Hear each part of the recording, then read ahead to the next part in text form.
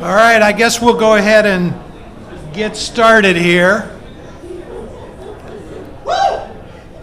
Oh, geez. Who let you in the front row? Thanks, everybody, for coming out this evening. I'm John Wark. I'm the founder and CEO of Nashville Software School. In case you're not aware, you're in Nashville Software School right now. So just to sort of anchor you in physical space. So thanks for coming out to our open house to see our new facility that we've been in now, what, a month or something like that? Kind of, yeah.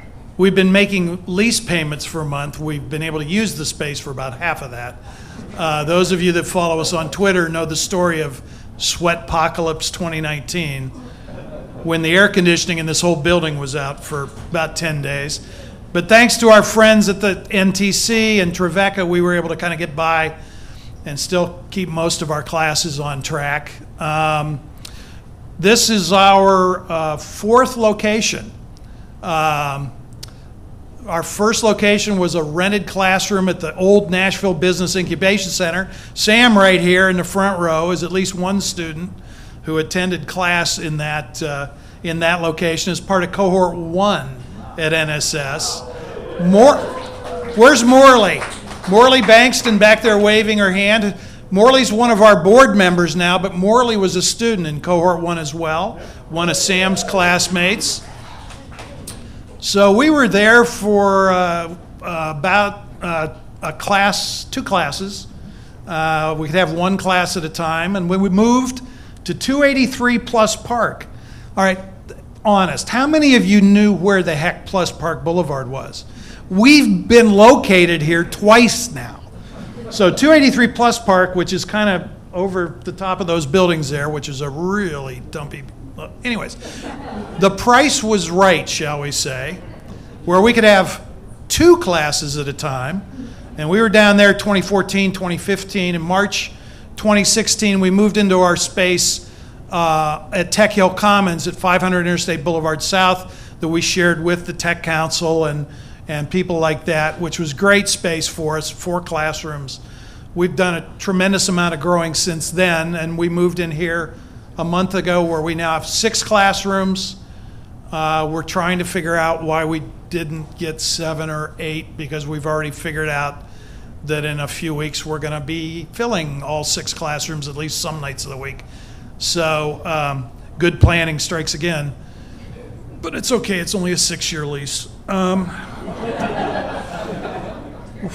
We'll figure that out. Anyways, thanks for coming out tonight and seeing our new space. We've been real proud of all of our students who are all over this room. We've got a tremendous number of our graduates here who've become a significant part of the pool of programming and data analytics and data science talent in Nashville. And we're happy tonight to be able to host Dr. Amy Harris and our panelists to talk about the talent demands and the growth in talent demands here in Nashville. This is the 4th report that Amy's presented. She did an overall Nashville workforce and talent demands report back at the last NTC annual meeting. So what's that, a year ago, roughly? And then this is the 3rd deep dive into a subset of the local talent market. So she did one on healthcare, tech, did one on info security, workforce, and now this 3rd one on software development.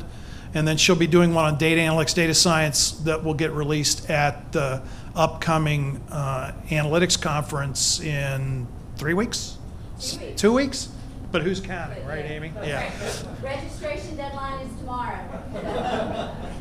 So before I turn it over to Amy, I'd like to thank Big Machine Vodka. Those of you that haven't tried the Programmer's Punch, it's not bad.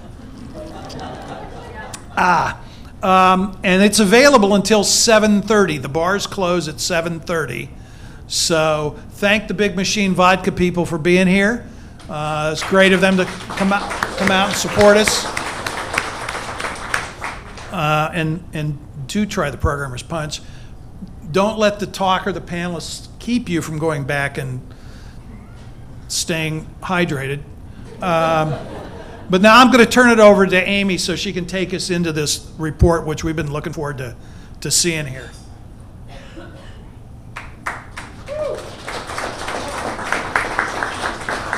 Thank you.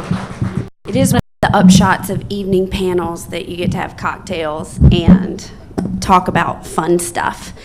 So yes, hello everyone. I'm going to get out in front because I'm a pacer when I talk. So I am Amy Harris. I am an associate professor of information systems and analytics in the Jones College of Business at MTSU, which quite thankfully is the biggest mouthful of words that I will have to say all night. And I'm very lucky that in my role at MTSU, not only am I a professor in the typical sense, but I also have the pleasure of being the program director for the Middle Tennesse Tech Research Program. This was a program that we established last year through my department at MTSU with the Greater Nashville Technology Council. It has been such a joy to be part of this partnership and get to do something that I love to do, which is analyze the tech workforce. So we're going to, John just did a lot of my kind of upfront work for me in explaining a little bit about what we've done through the program thus far. But, you know, our vision for this is that this is not going to be a one-off thing that we do for 1 year, but that this is going to be a longitudinal research program so that we are able to keep the pulse on what's going on in the tech workforce in Middle Tennessee for as long as we can keep this engine running. And, you know, when we established this, we did it because there are so many stakeholders that are interested in this information. You know, whether you're a company trying to figure out what your talent acquisition strategy is, as we're dealing with the fact that more and more companies are coming here because Nashville is an attractive place to locate your business.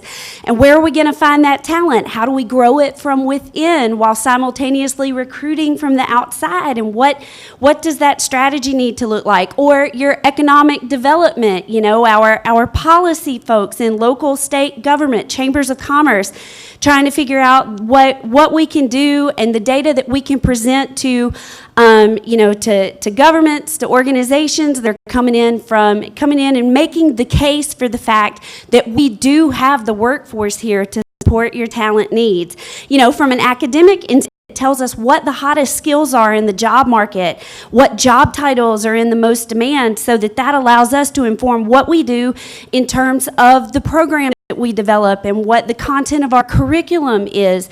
You know, there are a wide variety of ways to use this data. I mean, even as an individual, if you just want to learn more about what it means to be in tech and the wide variety of jobs that fall under the umbrella of tech, you know, all of those, supplying that information was a motivation for starting this project.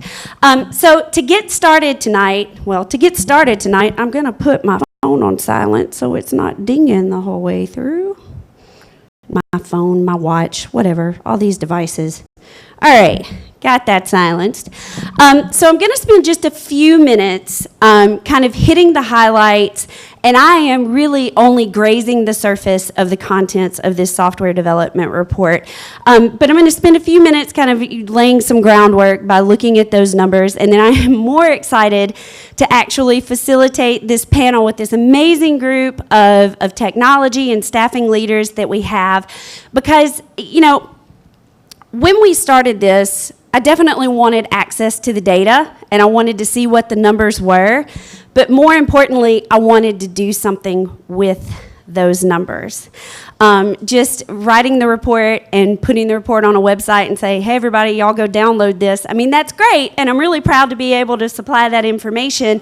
But especially as I'm thinking forward to what we want to do over the next year, it's also thinking about, all right, now that we have access to this information, what community programming can we do? What should we as a community be doing to make sure that our tech workforce is growing and thriving over the long term? And my favorite podcast is called Make Me Smart. If you listen to NPR or Marketplace, you might have heard of it. But I love the content because it's a lot about the economy, it's a lot about tech, but I love the slogan and the philosophy behind it more than anything else. The slogan is, none of us is as smart as all of us. And that is so fundamentally true. I'm looking forward to sharing some numbers with you, but every time I write one of these reports, there's something in the numbers that makes me so insatiably curious, but it's not something that I can get an answer to just from where I'm sitting in that moment.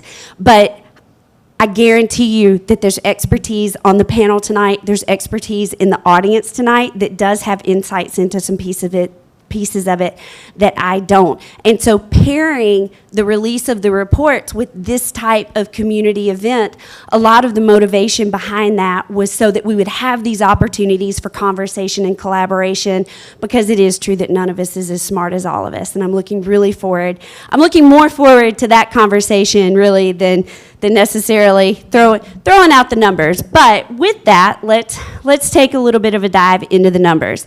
So for these deep dives, we focus specifically not on the actual jobs data that you get from official government sources, but on jobs postings data, which is a much more unwieldy data source, but it does allow for text-based analysis that allows us to really get in and look at those things like the job titles, the skills, the things that are really hot in the market.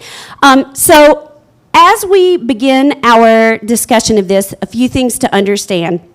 When we sat down last year and defined what tech meant to us in Middle Tennessee, we went through an examination of a wide variety of occupation codes from the Bureau of Labor Statistics, did some side analysis to kind of see, we did a lot of conversation, a lot of research to decide what we wanted to be in and what we wanted to be out. And we ultimately settled on 26 occupation codes that we think effectively represent the ecosystem of tech. Not just, it includes those traditional tech jobs, which we will be talking a lot about tonight, because 4 of those occupation codes do map specifically to software development. And talking about the software development jobs, I'm talking about postings that map to those 4 codes. But the whole 26 are really meant to capture not just those traditional tech occupations, but also those occupations that lie at the intersections of mathematics, business, everything that kind of fits into the true tech ecosystem, because it's a really big tent. And if there's one thing that I don't think we've done a great job of as a community, and this isn't Nashville, this is tech as a whole, I don't think we do a great job of communicating the fact that there are a heck of a lot of jobs that fall under the tech umbrella, and that what you do when you show up each day to work in those jobs can be very, very different based on what job it is that you have. But I think we've done a good job of capturing those jobs in the way we've defined those occupations. In terms of how we define Middle Tennessee, we use Census Bureau metropolitan statistical areas. We focused on the Nashville MSA, which is a 14-county area of Davidson and surrounding counties. And we also looked in the Clarksville MSA so that we were capturing data from Montgomery County as well.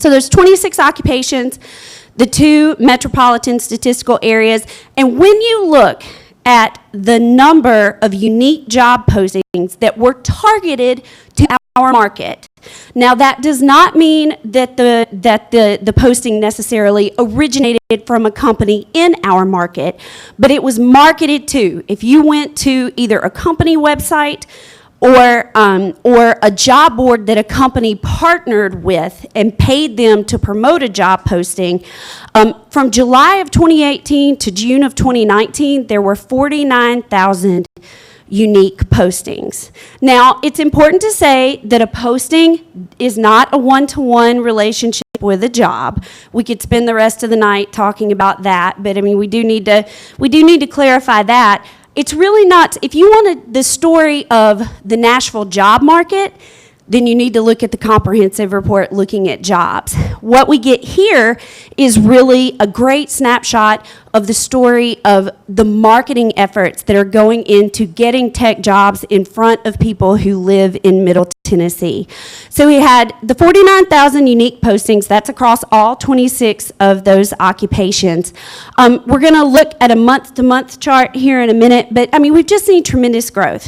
Whether you're looking at tech overall or whether you're looking at software development specifically, the number of postings that are being marketed to us is growing. From 2017 to 2018, the growth in the volume of postings, it grew by 23%.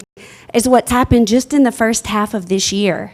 By the end of June of 2019, the volume of postings was 99% of what we saw in the entirety of 2018. So some of that is due to actual job growth. I think some of that is due to increased marketing efforts, trying to attract talent that is here in Middle Tennessee, but the growth is really, really remarkable. When you look at that 49,000 unique postings and you say, okay, well, how many of those are specific to software development roles? About just shy of 13,000, or 26% of those roles are for software developer occupations. Taking a look at it, you know, the monthly trends, for the most part, the report focuses on what's happened in the past 12 months from last July through this June, which was the most data, the most recent data available, you know, when we were writing the report. But, you know, for time series analysis, I like to take longer looks. And so this starts in January of 2017. The trend lines for overall tech and software development are pretty similar. At any given month, you know, at any given point in time over this 2.5-year period, the percentage of the overall tech postings that are attributable to software development has been running between 20 and 25%. There is one caveat to that, which is June of 2019, where you see this big spike in the number of postings for both overall tech and software development. And I will say, when I first saw these numbers, I thought they were wrong. And I called the vendor and I was like, your stuff's broke. This isn't, this isn't right. Like, you're gonna have to convince me that this is correct. And I was looking at it, trying to figure out which individual companies might be driving it. And it turns out that it was one of the job boards, and it was one that I hadn't heard of before. A great example of how I learned things from this. Next.com, NEXXT.com. Apparently, you know, we don't know exactly what it was, but one of the hypotheses for why we saw a spike was that, I mean, it was entirely Next that drove the spike, and they're like, it looks like maybe they ran a sale on job postings. And so that drove the spike. But that's kind of the one anomaly that we see. And, you know, over the course of time, I'm growing more and more fascinated with just the way that the system of job postings works. And I'm super excited to hear from the panelists and the audience about just how that world works, because I think that will help us all have a better understanding of what it is we see when we look at this data. Postings by company. By show of hands, who in this room has heard of Reviture? All right, we got a smidge. I'll be the first. When I saw it, I was like, that is wrong. What is this company? I've never heard of them. But it actually turns out when you are looking specifically at the software development postings, the top two companies, and I should say Reviture and Vaco for all intents and purposes are in a tie. Each one of them had just over I think maybe Reviture had 407, Vaco had 406, but they are right there together. You know, that said, keep in mind, those are the companies with the most postings. They've got 400 postings out of almost 13,000. So as it goes, there are a lot of companies out there competing for this competition. So they're a relatively small percentage, but they did come out on top. Reviture is a company based in Reston, Virginia. They are a staffing company, but they are a staffing company with a really unique model. In that they target recent college graduates. You can have a computer science background. They actually recruit from a wide variety of backgrounds. Apparently, they run you through some aptitude tests. They hire you, and they put you into a 12-week boot camp that is run by the company. I think you have to get to where they are. They do not have a physical presence here in Nashville. You have to get to one of their training centers. They pay you minimum wage while you run through this training. And I think they also give you some sort of housing stipend. But then you go through their program at no cost to you. You get paid. You get a small stipend. In return for that, you sign up for 2 years of service with the firm, where they farm you out to whatever companies they have contracted with. The main thing is it is have gun, will travel. I mean, you have to figure out how to get to where they are for the training, and when they call and tell you that they found a job for you, you have to be willing to get in the car and go. So it's not anything specific, but they market themselves as a company that kind of fills that gap, because I think we all know this, that despite the fact that there's a lot of wailing and gnashing of teeth about the shortage of developers, a lot of companies still don't want to hire straight out of college developers. And so that kind of feeds this issue. So Reverture says we are the ones to bridge the gap.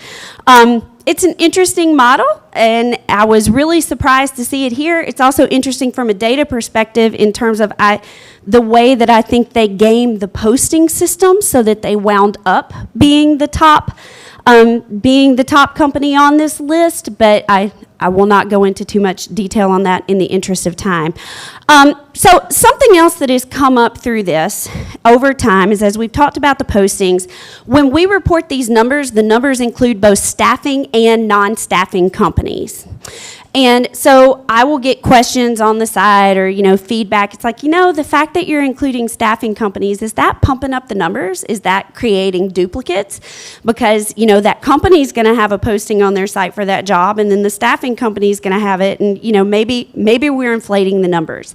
What I can tell you about that is that my vendor does have Our vendor does have mechanisms in place to try to deduplicate when possible, and when it is possible to, associate a posting with the hiring company, they attempt to do so. Is that perfect? Absolutely not.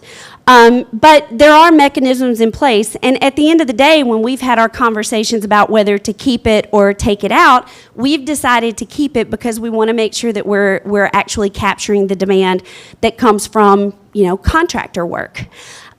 So we've kept that in. But the question has come up of, it's like, all right, well, you know what? And the software report is the first time we've done this. It's like, let's take a look at it and let's actually break it out. Let's look at that total number of overall postings and figure out how that breaks out staffing versus non-staffing. And so what we saw for this, when you look at all 26 occupations, about a quarter of the postings are associated with staffing firms. When you look at software development specifically, that percentage jumps up about 5 percentage points to about 30%. And, I've got HCA down at the bottom. When you back staffing companies out and you look at the top companies that are purely non-staffing, HCA is the number one company. HCA operates actually two different operating companies. There's HCA Holdings, which is the one that came out number one in terms of postings, but there's also HCA Health One, which is a system that they own and operate out in Denver, but the IT operations are managed here in Nashville. And so when you combine HCA Holdings and HCA Health One together, the number of postings that you see there is roughly equivalent to what you see, with the companies, with your staffing companies included as well. Other top-level findings, and there are more in the report, but I'm trying to zoom through this to get to the panel. So for the top occupation, top job title, and top hard skill, these are the tops regardless of whether you're looking at across all 26 tech occupations or whether you're focused on software development in particular. App developers are the number one occupation. They comprise postings mapping to that occupation, map to 66% of the developer postings. Web developer was the next occupation, it had, I think, 10 or 12%, then computer programmers, then systems application developers. I've already mentioned that when you look at the overall, the software developer, it's 26% of all tech postings. The top job title, software engineers, that was 16% of the dev postings, 5% of all of the tech postings. Those percentages are smaller because one occupation can actually house a lot of different job titles, and it's actually kind of a many-to-many relationship because, you know, a software engineer, that particular job title, depending upon the description and how someone assigned it to an occupation code, can actually map to a lot of different occupation codes. The top hard skill, SQL, was contained in 37% of the dev postings, 20% of all tech postings. The top three, when focused specifically on software development, were SQL, Java, and .NET. Those were the top three. And those top three for software development were the three that were also contained in the top 10 for overall tech. So that is a super fast run through of some of the findings, but there is so much more in the report, and if you are interested in taking a deeper dive into it, you can download it here at middletentech.jobs. This report and every other report that we've published thus far, this is the central repository for all of this research. If you wish to get in touch with me or have follow-up questions about anything, I've provided my contact information there. And last but not least, I would like to say thanks to our underwriters for this report, Keller, Schroeder, and Bridge Connector. You know, this doesn't come for free.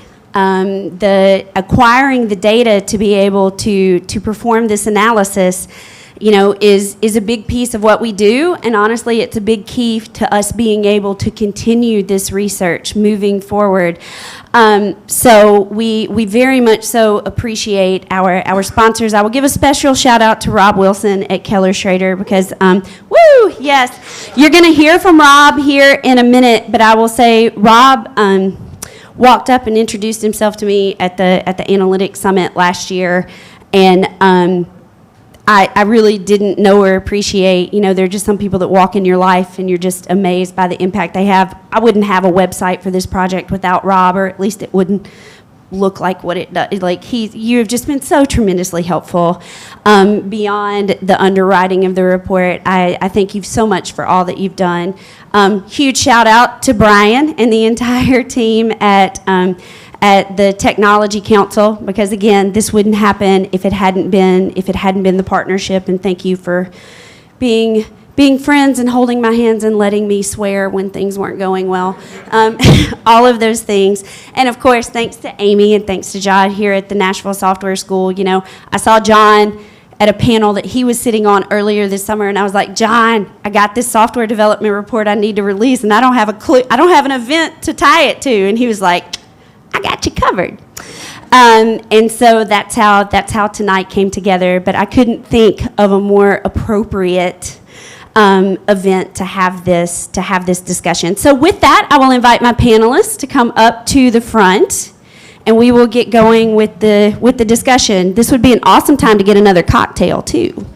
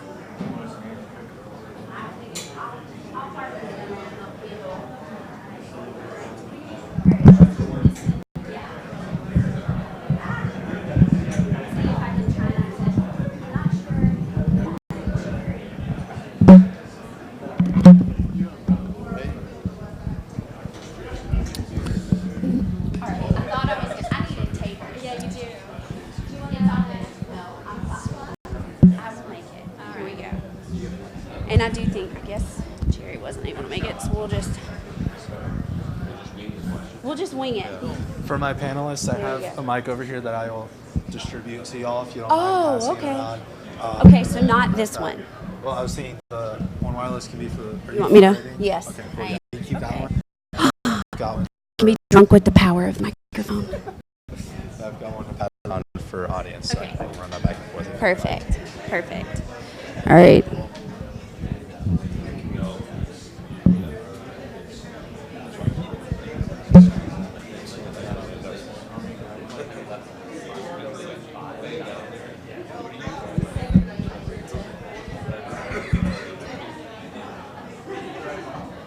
I don't think we did it on purpose. Are we on?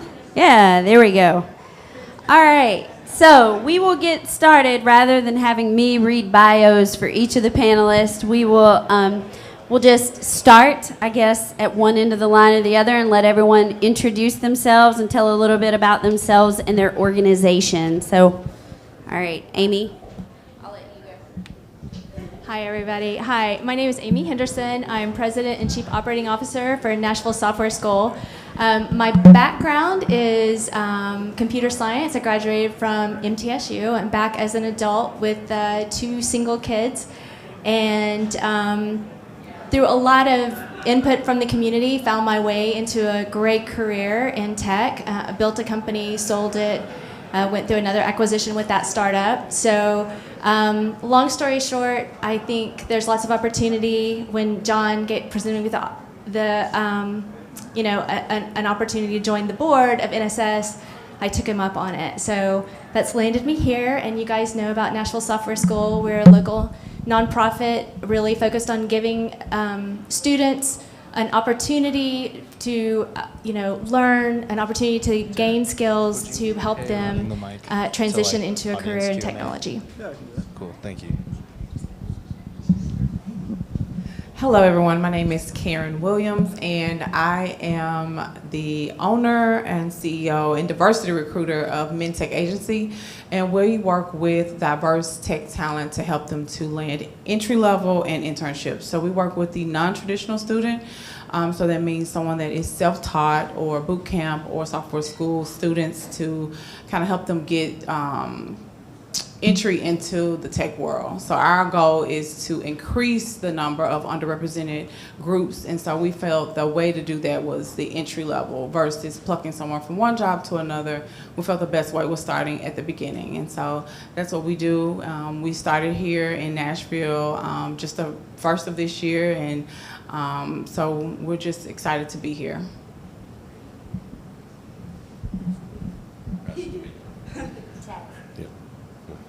I'm Chris Spintzyk. A lot of people don't know my real name because a lot of people here know me as the Spin Man, so either way it works. I work for Vaco.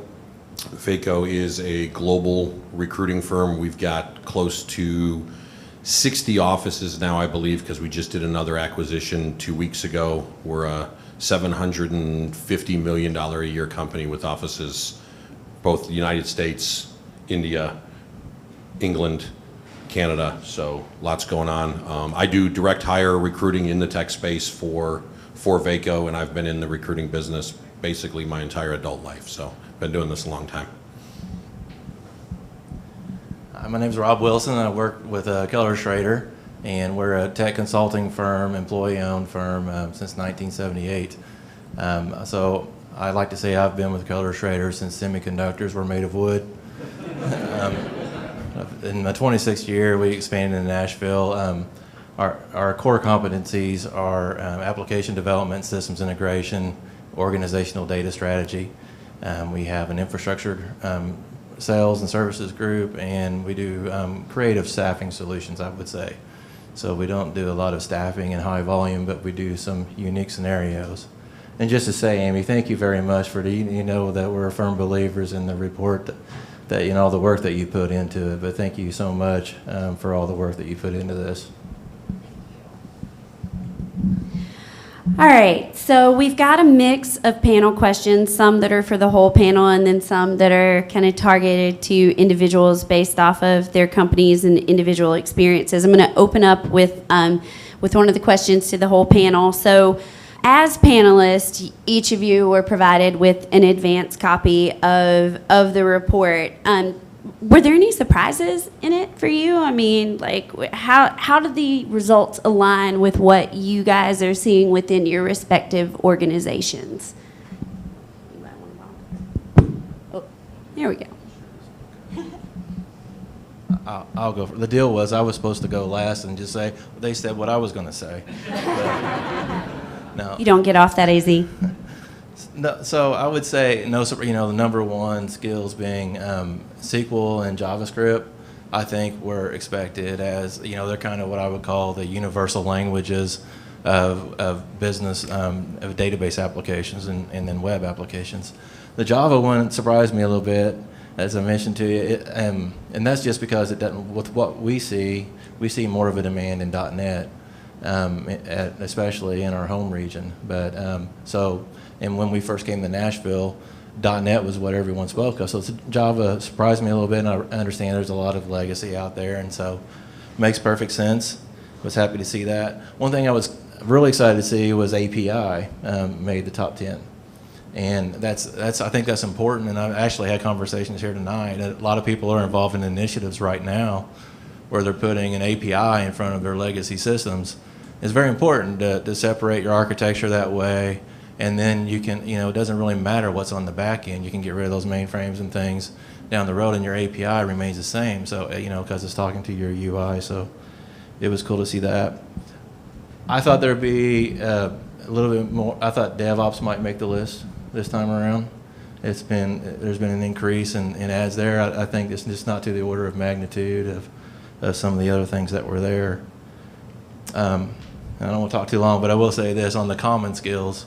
That was really cool to see that management was number one, and that aligns very much with what we've seen where people used to ask us a lot for application developers and things, and now people are saying, we want you to come in and teach our developers, source control, best practices, and we want you to help us identify who is the next tech leader in our organization and mentor some of our younger team and things like that. So I think there's a little bit of a gap that's happening there right now, and I think the report aligned with that really well. I wasn't surprised by, you're going to see the data engineering side and the data science side really start to climb as companies start to realize what's there. I too was surprised that DevOps wasn't mentioned, just because there's a lot of need for that, a different version of what DevOps really means. And so, a DevOps engineer is a systems engineer here, is something there. And so, and I'm not technical, so I can't explain the difference between the two. I'll let him do that. But yeah. So I think the role. I think the study is accurate. The one thing to keep in mind, though, and this will probably come up in conversation as we continue to talk, is that all of the job postings and everything you see, only 10% of the employment population actually looks at and responds to job postings at any given time. So those numbers are trying to capture 10%. There's still 90% of passive candidates, what we like to call, that are here in Nashville, that are still, not even paying attention to what's going on, but are still working and doing that. So that kind of gives you a size idea of the tech community here as a whole, and the people that are here that are just kind of going to work every day and doing their thing. And so that kind of can stagger some statistics if you're looking at kind of the whole general piece of it.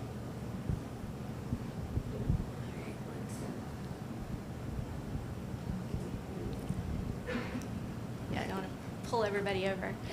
I think, to the point of management as a top skill is something that you didn't include because of your time-wise, but in the report, management is the top skill, and I find that very interesting because I think that does go to kind of a couple of things. One is teams building out, and the struggle for talent, but yet still we need someone to come in and manage, right? And so it's awesome to hear that from your experience that people are starting to come in and let's coach people along and mentor people and give them some professional development and increase those talents. Because to be number one, for a software development. It's interesting.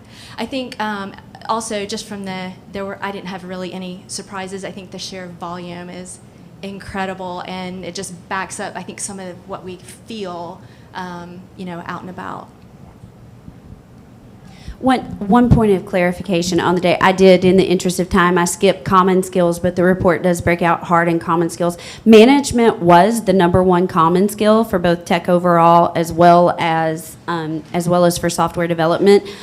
What was interesting to me was the difference in the number of postings referencing it, because I believe, and I don't have the exact number, but for tech overall, somewhere in the 40%, like I want to say around 45% of the postings referenced it. It was a much lower percentage in the software development. It was somewhere in the 20s. So it's less emphasized in the development postings, but still #1, absolutely. Just my thing was just the growth, just seeing how rapidly it had grown from last year as far as software developers. Well, since you have the microphone, I'll give you the first individual question. So, would you just? I'm fascinated by your company. I will say we met for the first time tonight, but we've been on some phone calls because we're on the diversity committee for the NTC together. But just, would you share your story with us? I mean, what motivated you to start MinTech, and what would you say are the key issues that you face in what it is you're trying to do? Right. So I do have a background in HR, so I spent years in distribution, warehousing, HR, which is totally different from any other work, HR. But yes, so that's my background. My husband's background is software development. He's been a software developer for years. And so we came together, and this is what we created from the need and the voices of there's a lack of diversity in tech, and the pipeline is missing this talent. And so that's where the idea and the drive came to start MinTech. And so as we got into it, we decided that the way to do it, as I stated before, was through entry-level junior talent. So that's our goal, is to just help junior level talent to actually get in the door so that they can start their career in tech and help increase those numbers.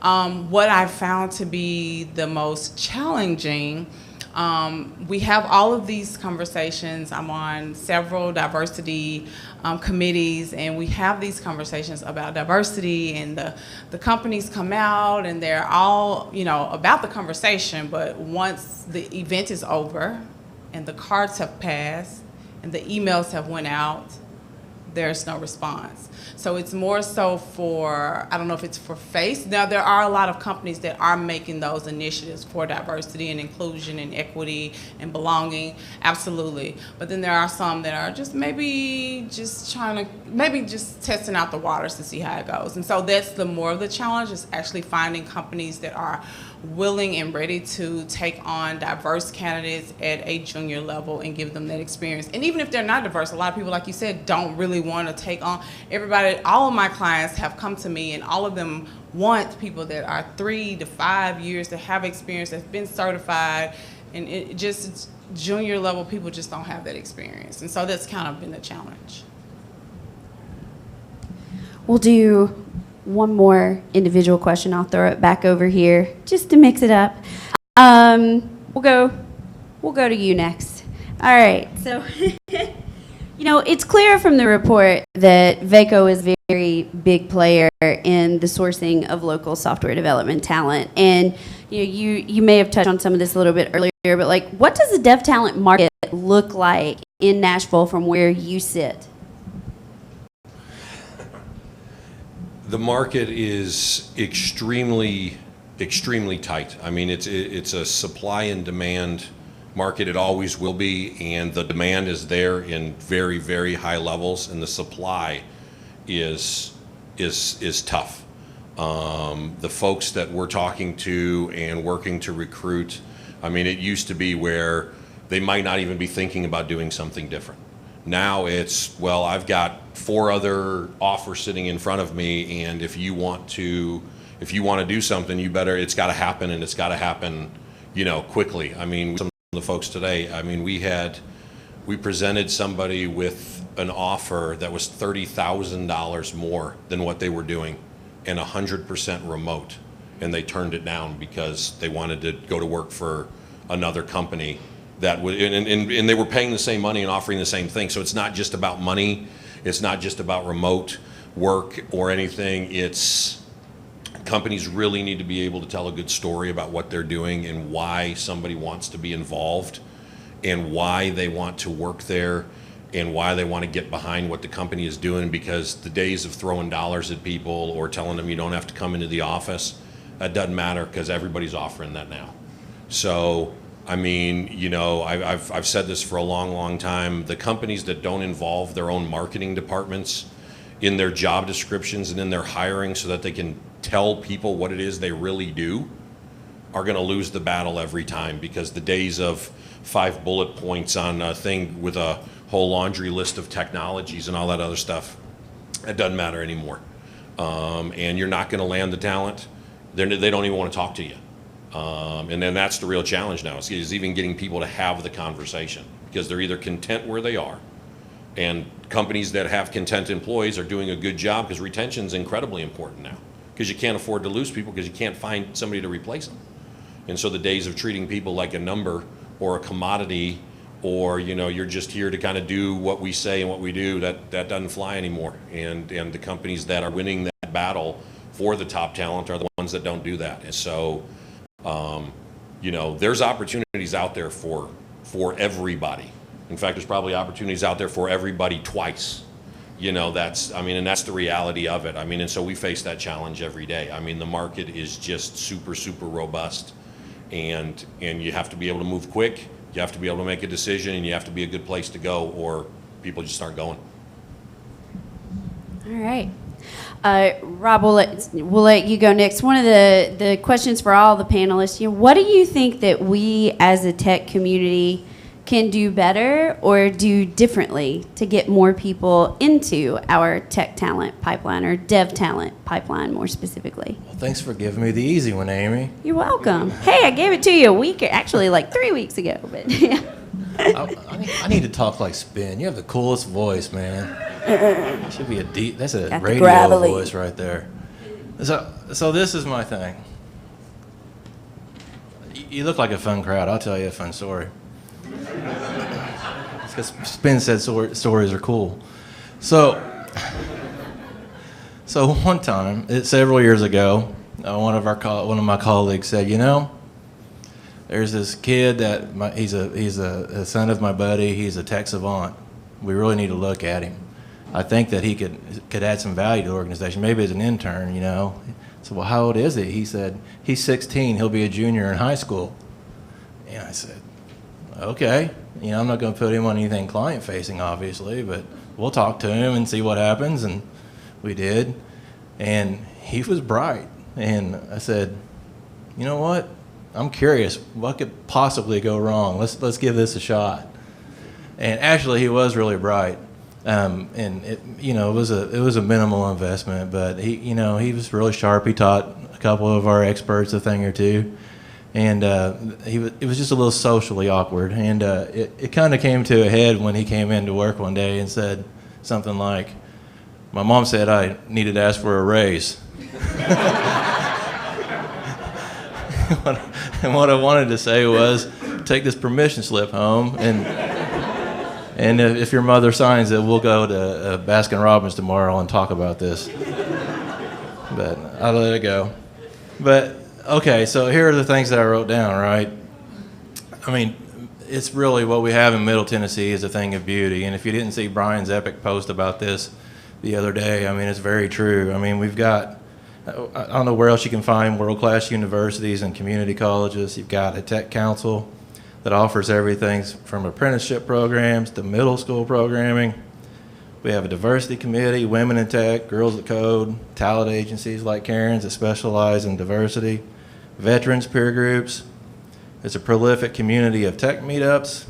We have the amazing Nashville Software School. Thank you for hosting the night. And all the things that you do and how you're in lockstep with the businesses here, just like our other schools are. You couldn't ask for, a more tight-knit community.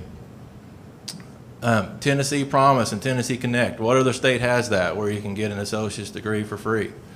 I mean, very cool. If you don't know what that is, spread the word. So, I mean, with all of that, I'm leaving a bunch out, I know. I'm not an expert on this topic. But with all of that, if you can think of anything else that Nashville should be doing, Middle Tennessee is already being planned and in the works, right? So, the Mississippi for what we're doing. So my thinking is, it's just my opinion, I think we just need to get behind what's already there, right? I don't know what else we could possibly think of. But, you know, the Print ITN and the schools and the meetups and put your money behind it, your financial support behind it, mentor, get involved with people. You know, you got to hire from these programs. I mean, the stigma that we have around hiring people from associate degree programs and things like that's got to go. So businesses need to prepare to bring on junior people, need to have a good onboarding system in place. You know, the responsibility is on the businesses to be able to responsibly grow and develop these people. And then we'll see that the pipeline continues to fill just kind of naturally as a result of that, I think. And then individually, just get involved, mentor people. I can assure you those have worked with younger developers and even people that are thinking about going into the field. If you spend some time mentoring them, there's nothing more rewarding than helping someone's career get started, that you get them interested in tech, help them find a position, go back and work with someone else. You know, that you don't have to change their whole world, just help one or two people. And if everybody in this room just help one or two people, I mean, that's solving a lot of the problem, you know. We'll just go down the line. Do you want to? Oh. This is for everybody. Are you gonna? I thought I answered that one. No? No, this was the one for the whole panel, Okay. about what we as the tech community could do better or differently. I think, particularly with regards to the NSS. I mean, I'm a big fan of the NSS, big fan of John Wark and Steve Brownlee and Kristen and the staff and everything that they're doing here. And I've been a believer in it since they got started. But what I see a lot, or what I hear a lot, is that a lot of organizations, like you said, are not willing to take a chance on somebody coming out of the NSS or somebody coming out of a boot camp program. And that's the shame. I mean, Nashville, to me, I mean, and this may offend some people, I don't know, is too much of a follower community. And so people are waiting to see if somebody succeeds or fails before they put their name on it and before they're willing to kind of step out and do something about it. And so there are success stories. And there are companies that have hired a lot of NSS grads, and there are a lot of NSS grads that are doing some really, really cool stuff here in town. And those stories need to be broadcast and told so that the rest of the community understands and sees that from a peer or from a colleague at another organization, and not looked at it like, well, of course that's NSS's job to promote their students, so of course they're going to say that. No, the truth, it's the truth. The stuff works. And I mean, it's the same thing with us as recruiters. I mean, we're limited to what our client wants, but we also have to be willing to kind of say, hey, that's not in our wheelhouse. Have you tried the NSS? Have you tried talking to them about where their students are and some of the stuff that they're doing? Because there's a lot of success here. There's a lot of, I mean, I don't even know what cohort we're on now. 55, 64? 35. But Just started 36. But if you've got 36 cohort, that's a lot of graduates that are out here in town doing some stuff.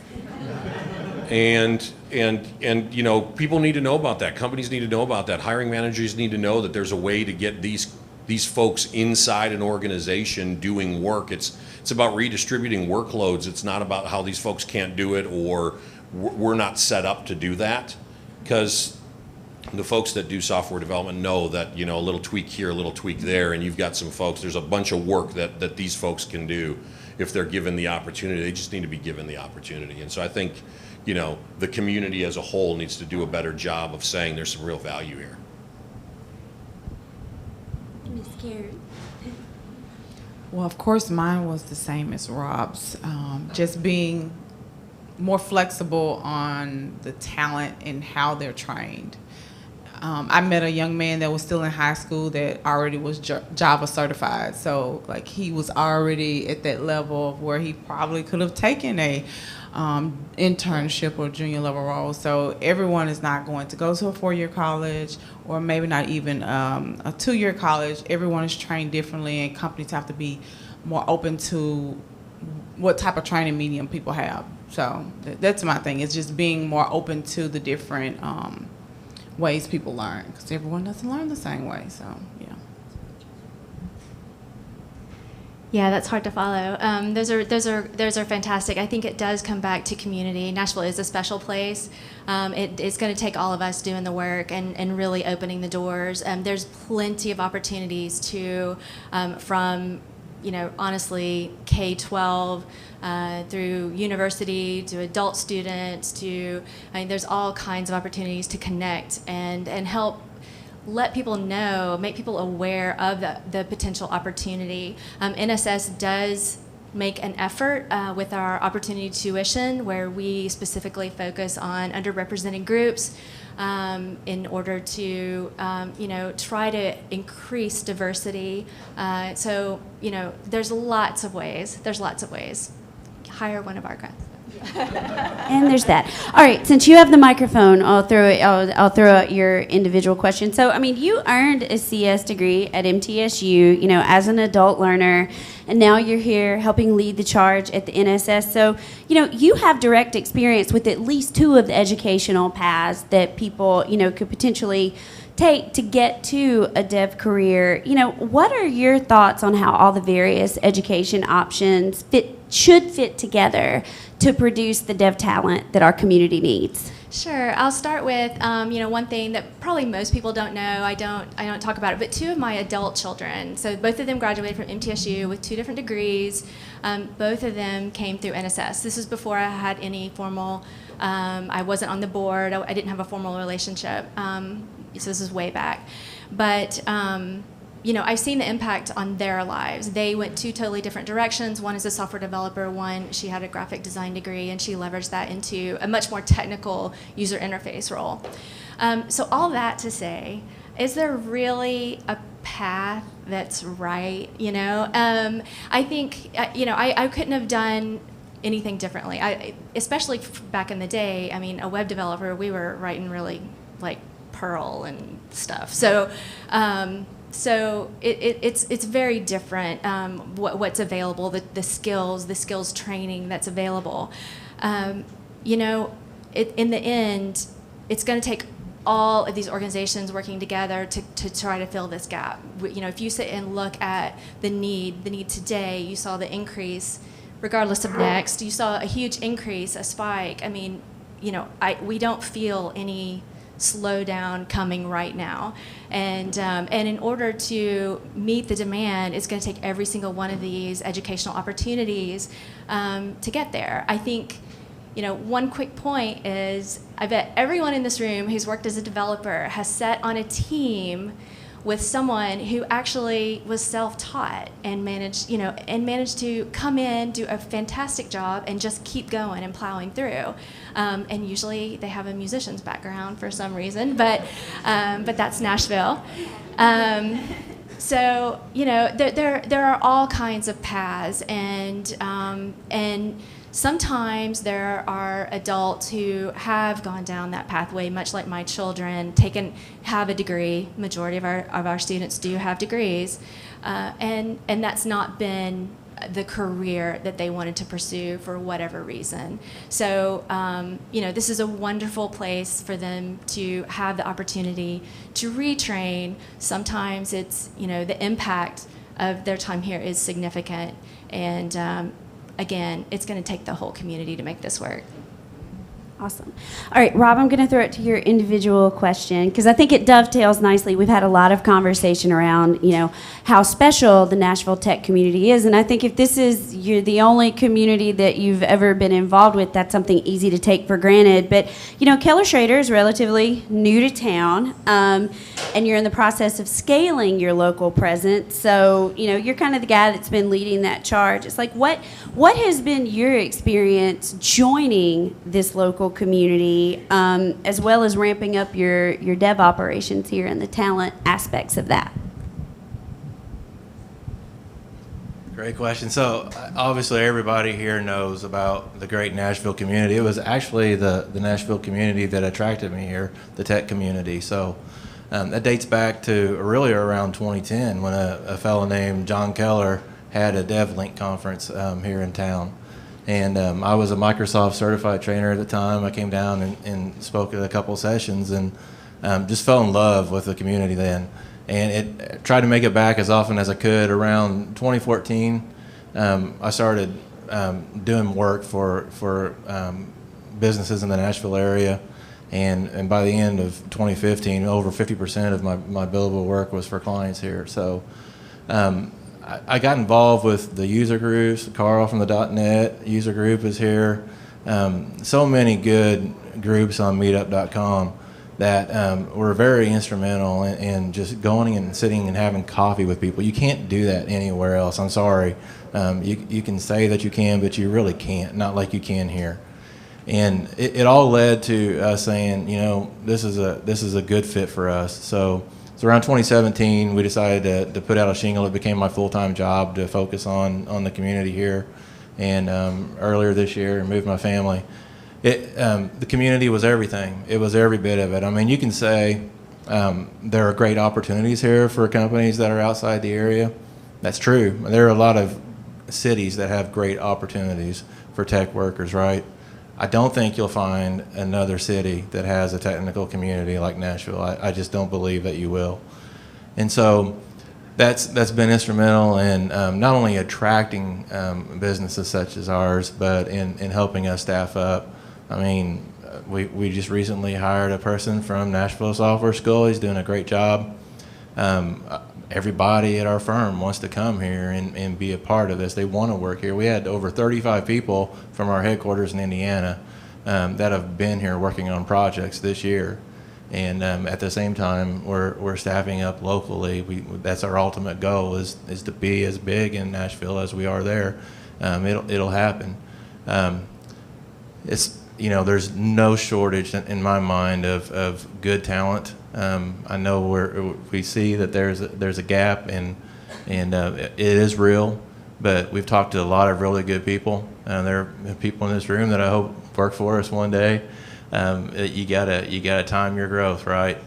But it's all about the community, and that's really, if you're not getting out there and meeting people, you're missing out, because great relationships are in this tech community. It's a unique fraternity of people to be associated with, the tech community in Nashville. All right. So one last question for the group. I want to make sure that we leave enough time for some questions or comments at the end. But when you imagine the dev talent landscape here 5 years from now, like where do you think we'll be, and how does that align with where you hope that we would be? And I won't make you go first, because you've had to go first several times. Does anybody else want to volunteer to take it? Okay. I'll jump in there. All right. Honestly, I would love. I don't know where I think it'll be. It's kind of an overwhelming question, because it could go a lot of different directions. But I tell you one thing I would love to see, and that is more companies really recognizing professional development internally and working to keep their people and working to advance their people inside of the organization, as well as really building out some of the skills that we've talked about before, the mentorship, kind of the bringing on of the junior, however they're educated, but really recognizing the skill set and bringing them on and giving them an opportunity to continue to learn, regardless of whether you come from a 4-year degree or a boot camp or you're self-taught. I mean, the one thing about this particular industry is it's never going to stop changing. It changes faster than just about anything else. If you are not a learner, if you're not continuous, digging in and learning new things, you eventually will get left behind. And so, I in an ideal situation, I think we're much more focused and much more adept at that side of things, and really working to develop from within. We can't always hire experts with 5 years of experience. It doesn't exist. So. We'll just go down the road. Well, I would have to say I echo Amy with that one. Definitely pulling the talent. I don't know where I see it in 5 years, honestly. So that's just at the growth rate. Everything has a tech component. I had a client ask me about quantum machines or something, computing. I was like, that just went over my head, and so I don't know where I see it. I just hope that it's inclusive and it's full, and there's always a learning experience, and people just growth within the companies. So yeah, I don't. Yeah. No, that's good. In 5 years, 3 to 5 years, I really and truly hope that a lot of the folks that are going through programs like the NSS and a lot of the other programs that are here really get the opportunity to become the mid-level and the senior level folks that the companies really and truly want. Selfishly, that's good for me because that's job security for me, because that's what my clients are asking me for all the time. So I hope that happens. My wife hopes that happens too. But really and truly, I mean, I think it's the opportunities that are here that I think the folks that have chosen to kind of either, take it a non-traditional way into technology, or started later on in life and decided this is something I'm interested in that I wanted to do. I hope that Nashville continues to be a place where that's fostered and where the opportunities are there, so that this isn't looked at as, hey, this doesn't work. Instead, it's looked at as, wow, that's a great program, that's a great idea. Nashville's really doing it right. And I want to touch on the management thing again too. I think that's where the gap is going to be. I think Nashville and Middle Tennessee is doing a great job of addressing the technical skills. We've got boomers that will be retiring in 5 years. We've got other companies coming to town, and it's really easy for someone who's a senior developer now to leave their organization in order to advance their career somewhere else. And as that trend continues, it's going to leave a lot of openings in middle management and technology.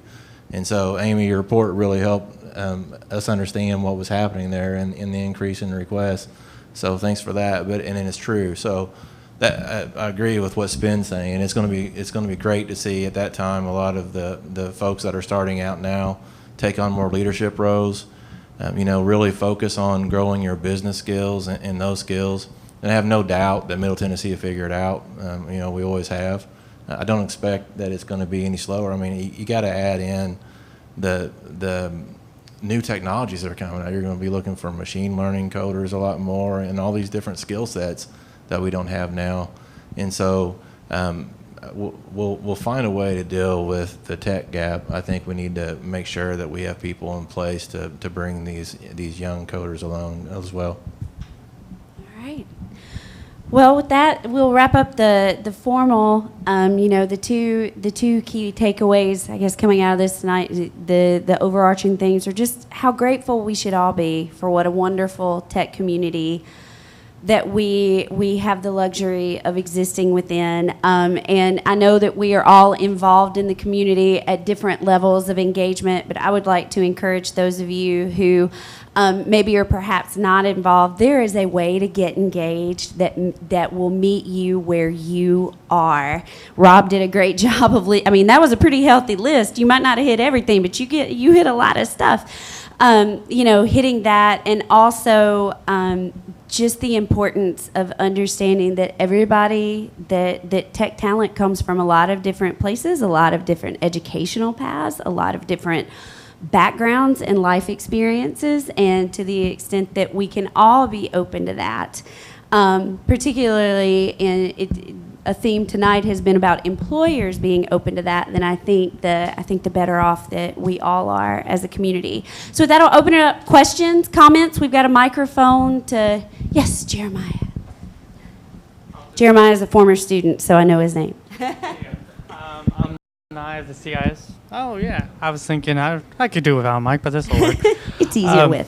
I'm alumni of MTSU of the CIS program, Computer Information Systems. I was a little curious to know your perspective on, do you feel like the contracting and the gig economy has kind of contributed to this high demand and low supply of tech talented?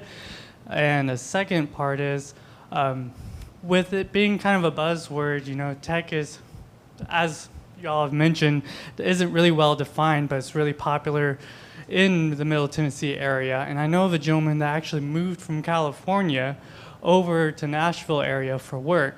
So my concern is, as this has picked up steam and all these different pathways for supplying that demand grows out, do you ever feel like there'll be almost like this bubble where there'll be a slack of too many developers?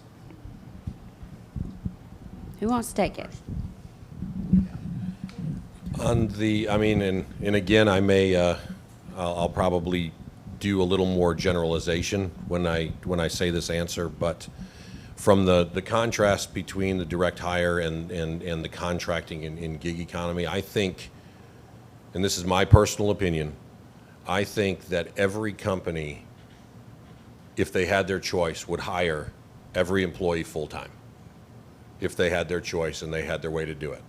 I think that a lot of times companies use contractors or consultants for project-based work, or they've got a deadline that they've got to hit. There's a lot going on, so there's a healthy need for both, and I don't think that will ever die out. I don't think it will ever go one way completely or the other. There's just too much going on, so there's a need for both. There's an opportunity for both, and with regards to folks coming to Nashville and looking for those opportunities, I think the last report that I read about where Nashville is from just a development standpoint is we're at a negative 5% rate, which means every developer here in town has 5 other opportunities that they could consider.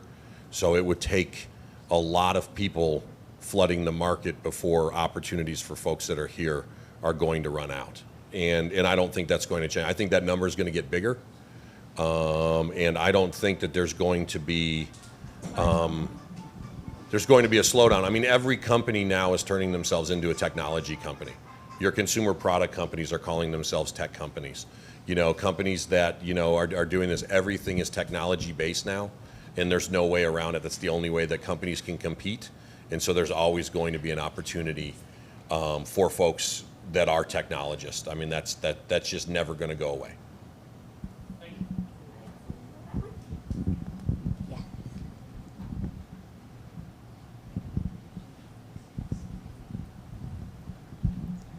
Hi, this is for Dr. Harris. I guess back to the numbers. So I represent Schneider Electric, which is a non-healthcare company. Yes. So the question is, I noticed HCA on the list. Right. So what is, it's probably a 2-part question, the breakdown of these postings by market segment, and then do you see it, and also by size of company? So the way that we get the data, we don't have the ability to segment like that. I will say there was a report released earlier this year that focused specifically on healthcare tech, and so kind of all of the comparisons that you saw tonight between software development and overall tech, that report more specifically goes into the healthcare tech piece of it. In terms of the top companies, it's who you would expect to see, and I've got it pulled up. Assurion, It's the top ones are all your large scale. Let me scroll to it. So when you back out the staffing companies, like I said, HCA is number one, followed by Asurion, followed by Deloitte. Then you get the other HCA company, Wipro, United Health Group, American Express. Alliance Bernstein, which I will say this shifting the window of analysis to the second half of last year, the first part of this year, we are starting to see the footprint of the new companies. I mean, this is the first time that AB has actually shown up in the numbers. Amazon is also showing up in the numbers. They're not showing up in the top 10 yet, but they are showing up in the top 50. So the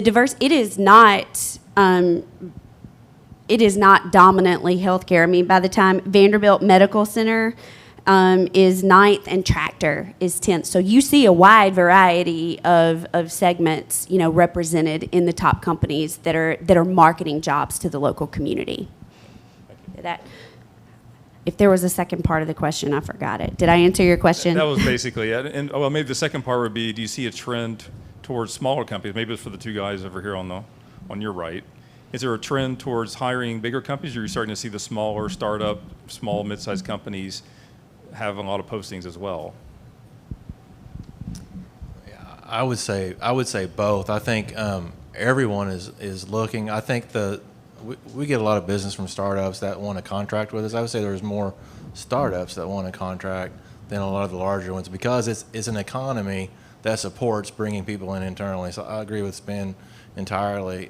People want to hire right now, and we've seen our demand for contractors get higher as in bad economies, and so I think it's both. I think it's all across the board. I think the ones that really show up on the report are the larger companies because of the volume of people that they're hiring. But, and this is something else from their point. I mean, a top 10 is only going to tell you so much, but in terms of the diversity there are a lot of companies out there, big and small. The bigger ones are going to tend to show up in volume, but this, I'm just going to read, the two companies posting most heavily for software development roles were Reviture and Vaco, but each one of those companies, as the top postings, each one of them only represented 3.1% of the overall total volume of postings. Altogether, the top 10 companies recruiting software development talent were responsible for just 17% of the overall postings. So there are a lot of companies out there, big and small, competing for this talent. They're not really heavily dominant players that are driving every bit of it.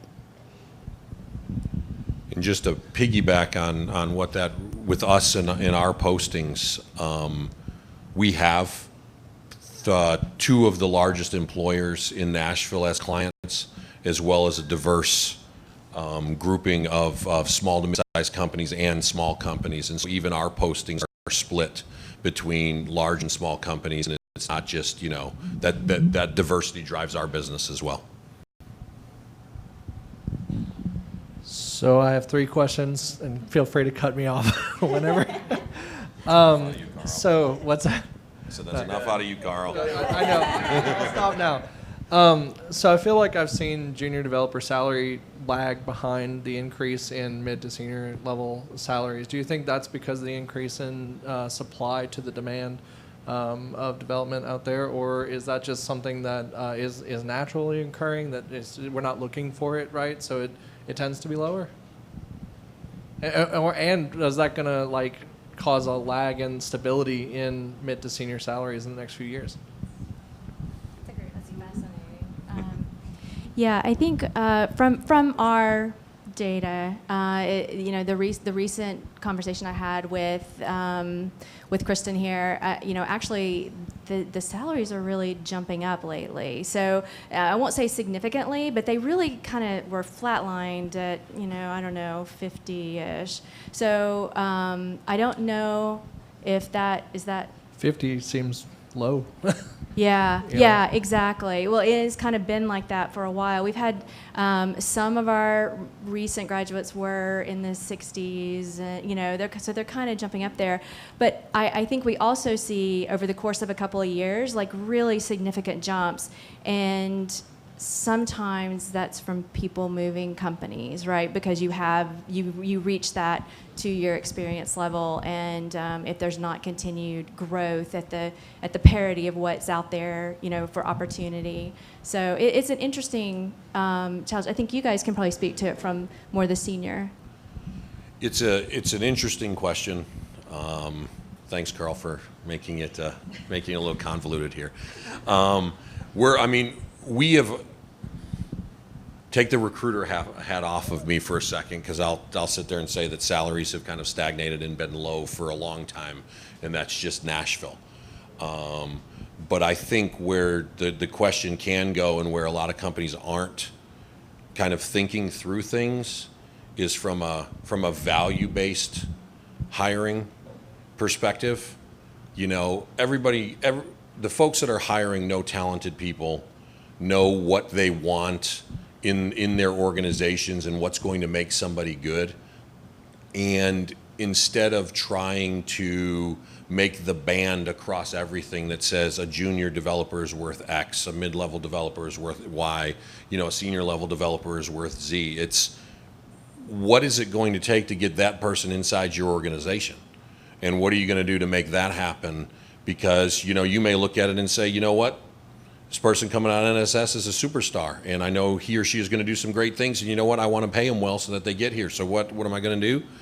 I'm going to increase the salary to make them want to come here, because I know that there's an opportunity here. And it's the same thing going backwards, where a lot of times people look at overall years of experience and then automatically equate a dollar figure to that. I've heard managers tell me before, if a developer's been developing for 15 years and they're doing, and they senior developer, should they be paid a senior developer? I don't know, but that's up to each individual organization and each hiring manager to really kind of determine who is versus fit everybody in a box and say you have to fit here, and if you don't, we can't afford you, or no, I'm going to look elsewhere because you're not paying enough. That's where I think the real challenge is evaluating individuals on the merit of what they bring to the table. Jeremy, hit number.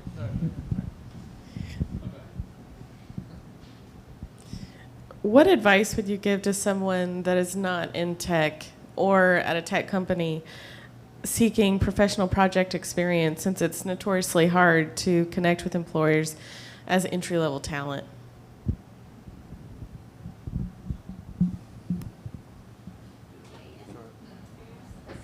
I got an answer to that too. So you're looking for project management experience or project experience, but you don't have a tech background?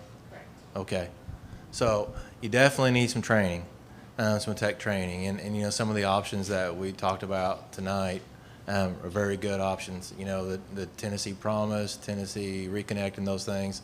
If you don't already have a degree, those are good ways to get started in a degree.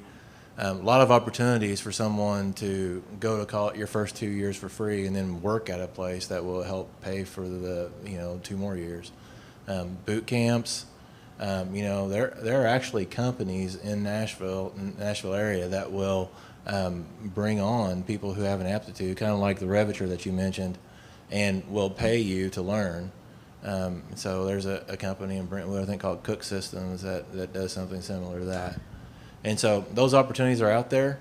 It's just all about getting out in the community, like we mentioned, going to the meetups and networking. It's a great market right now. I teach adjunct, and I tell my students there's never been a better time to go into tech. I got a job because of Y2K, and that market was not as good as the market right now for seekers. So definitely are opportunities. All right.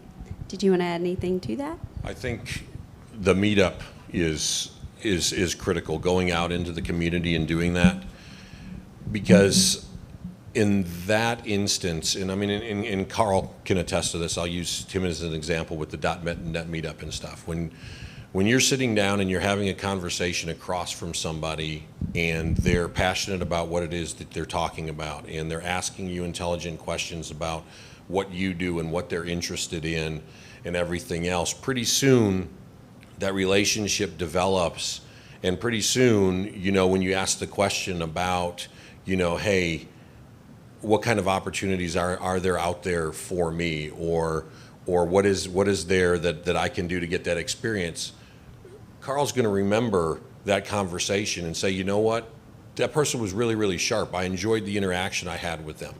You know, they could probably do some things here because they've got the aptitude and the attitude that I'm looking for in somebody on my team or in my organization. So you have to go out and have those conversations and meet those folks and kind of go to the meetups that really, really interest you, because it is going to be an aptitude and attitude type interaction where somebody's going to say, you know what, I'm going to take a chance on her. Why? Because she comes here and she's engaged and she's involved and she wants to learn and she wants to get better, and she's proving that. And those are things that you can't teach. Those are the things that every manager wants in their employees. You can teach them the technical skills, but you can't teach a person to want to do stuff. Absolutely. All right, Karen's got one. You can always learn on your own to start to kind of get your feet wet. And so I don't know if a lot of people know, but lynda.com was purchased by LinkedIn, and you get a free account if you have a Nashville library card. So they have a lot of like entry-level classes on there where you can just kind of get started, and then of course the meetups and having someone to help you kind of guide through there. But the Women in Tech would be a great group too. Yeah, Women in Technology Tennessee. That's how we met. Oh, that's awesome. Yay. Check. All right, awesome. Well, we are out of time for the forum. Please join me in giving a warm round of applause for all of our panelists. Thank you so much, John, Amy. Thank you again so much for letting this be part of the night. I'm sure we're all available for questions afterwards. Y'all have a great evening. Thank you.